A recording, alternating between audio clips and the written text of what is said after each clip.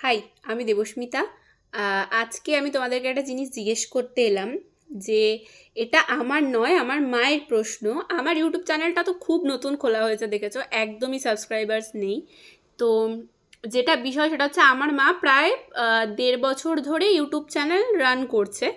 তো মার যে ইউটিউব চ্যানেলে, ঠিক আছে, খুব বেশি সাবস্ক্রাইবার নেই, একদমই কম, 357 মতো সাবস্ক্রাইবার। আজকের আপডেটে যদি বলি, আজকের ডেট নিয়ে 357 মতো সাবস্ক্রাইবার্স আছে। এবার বিষয়টা হচ্ছে আমার মা আমার কাছে অনেকদিন ধরে জানতে চাইছে যে মাকে যখন কেউ ইউটিউব চ্যানেলে সাবস্ক্রাইব করে, ঠিক আছে, তো সেই সাবস্ক্রিপশানটা বেশিরভাগ ক্ষেত্রে দেখা যায় যে 1 ঘন্টা পরে যখন মা চ্যানেলটা আবার ওপেন করছে, সাপোজ যদি 34 থাকে সাবস্ক্রাইবার, 1 ঘন্টা পরে যখন ওপেন করছে দেখছে যে ওটা আবার 32 হয়ে যাচ্ছে, ঠিক আছে।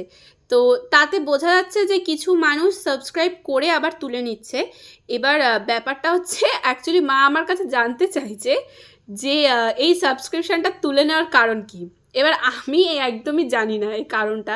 আমি মাকে বললাম যে আমি তো জানি না, ঠিক আছে, আমি জেনে বলবো। তো আমি তোমাদের কাছে এটা জানতে চাইছি, প্রশ্ন রাখলাম, তোমরা আমাকে কমেন্টে জানিও যে এই সাবস্ক্রিপশান যারা তুলে নাও তার কারণটা কি, মানে কি কারণ সাবস্ক্রিপশান তুলে নেওয়ার, মানে ভুল করে হয়ে যায় নাকি পরে মনে হয় যে অতটা ইম্পর্টেন্ট কিছু না, না কি কারণ, আমাকে তোমরা প্লিজ একটুখানি কমেন্টে জানিও যাতে আমি আমার মাকে উত্তরটা দিতে পারি। So tata.